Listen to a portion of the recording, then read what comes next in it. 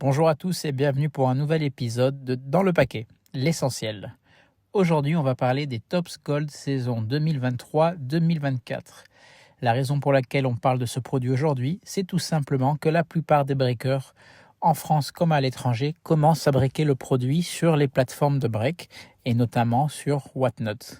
Donc je me suis dit, c'est le bon moment pour faire une vidéo et vous expliquer un peu ce qu'est ce produit et ce que vous pouvez avoir si vous participez à des breaks pour ce produit. Dans un premier temps, c'est quoi Topps Gold? Topps Gold, c'est un set qui revient pour la 3e année consécutive. Et c'est un set qui, chaque année, est designé par un artiste spécialisé dans le design de cartes. La première année, c'était peut-être l'artiste le plus connu dans les cartes, Tyson Beck. L'année suivante, c'était Dan Layton. Les deux artistes avaient aussi participé au Topps Project 22. Et cette année, Cocorico, c'est un artiste français qui s'appelle Whip, qui est en charge du design des Topps Gold 2023-2024. Et lui aussi avait participé au Topps Project 22. Donc voilà, c'est un produit un peu spécial pour la France car il est designé par un artiste français. Topps Gold, ils ont toutes les licences UEFA, c'est-à-dire Champions League, Europa League, Conference League. Le design des cartes, il est plutôt flashy et in your face. Et chaque année, ils essaient d'apporter une petite touche d'innovation dans les inserts, on va dire, qu'ils font.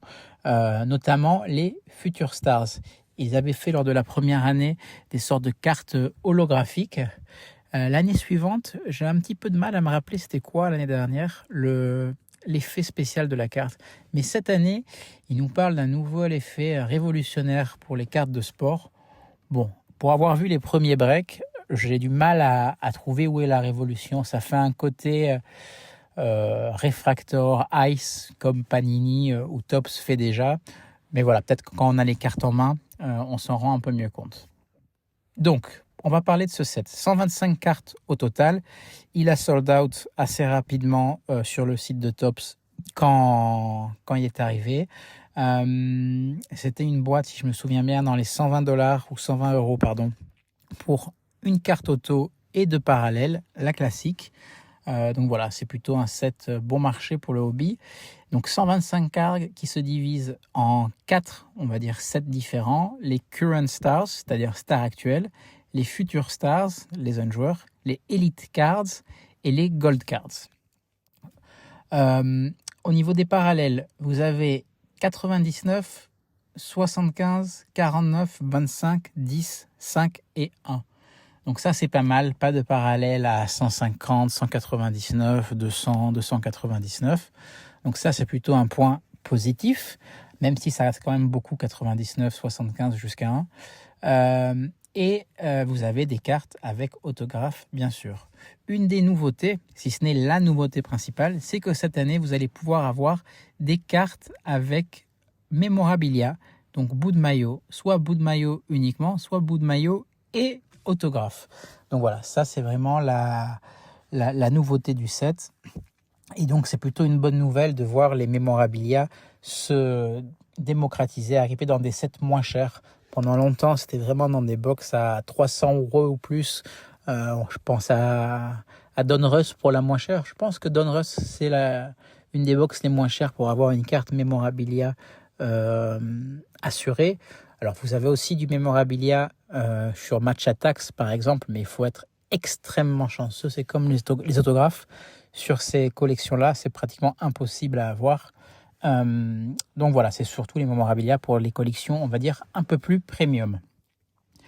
Au niveau des joueurs, donc je vous ai dit un peu les différents sets qui existent. Alors c'est pas vraiment des inserts parce qu'il y a Future Star, Elite, Gold et Current Players.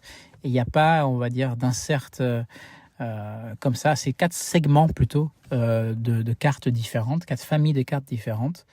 Voilà, la liste des joueurs est plus ou moins la même que sur toutes les compétitions UEFA de Topps pour la saison 23-24. Vous remarquerez que là, il n'y a pas de légende. En tout cas, il n'y a qu'une légende, on va en parler un peu plus tard. Une seule carte légende, ce sera Ronaldinho. Au niveau des autos, vous allez retrouver les mêmes plus ou moins que d'habitude ou sur les différentes collections de tops qui sont déjà sorties sur cette saison. Ce qui va nous intéresser plus précisément, c'est les Golden Relic autographes, c'est-à-dire mémorabilia, patch maillot et autographes.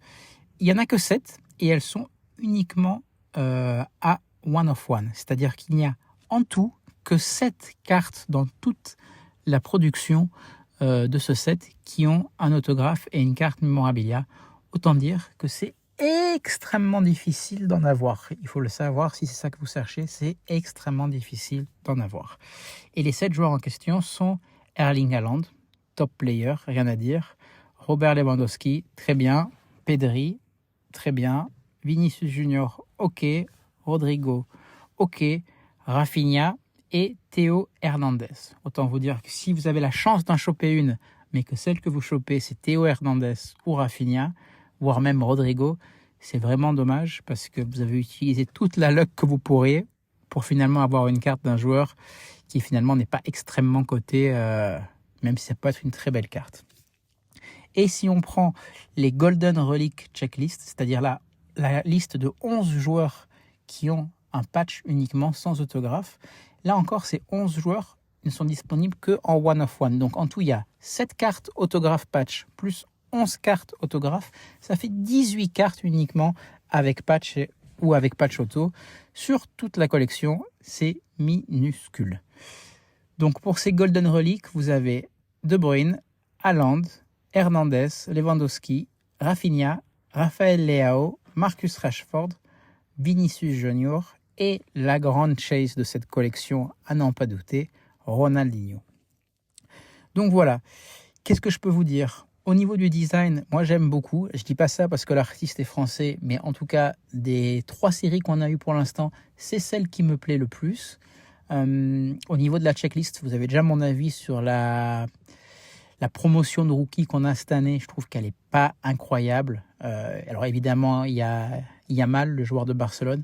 Mais à part lui, j'ai un peu de mal à voir qui va tirer son épingle du jeu.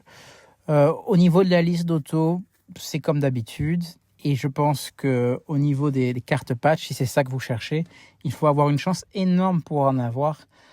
Donc voilà, même si le design est propre, que le prix est plutôt correct, ça reste quand même pas foufou. Ils auraient pu intégrer des légendes comme ils ont fait chez Deco ou dans Merlin Héritage, voilà, pour pimenter un peu la chose. Je reste un peu sur ma faim, très sincèrement. Et voilà, après chacun se fera son idée. Moi personnellement, je ne vais pas briquer sur ce produit, je ne vais même pas acheter de box. Elle est disponible déjà en vente chez certains retailers online pour environ 175 €. Vous en avez une, que ce soit chez Soccer Cards United ou chez CTR Elbrex. Voilà, à vous de vous faire une idée. Les cartes sont jolies, donc si vous aimez le design des cartes, pourquoi pas. Mais voilà, c'est beau. C'est pas extrêmement cher, mais je trouve que la checklist laisse un peu à désirer malgré tout. Vous savez tout, vous avez l'essentiel sur ce produit et je vous souhaite bonne chance si vous avez décidé de pull dessus.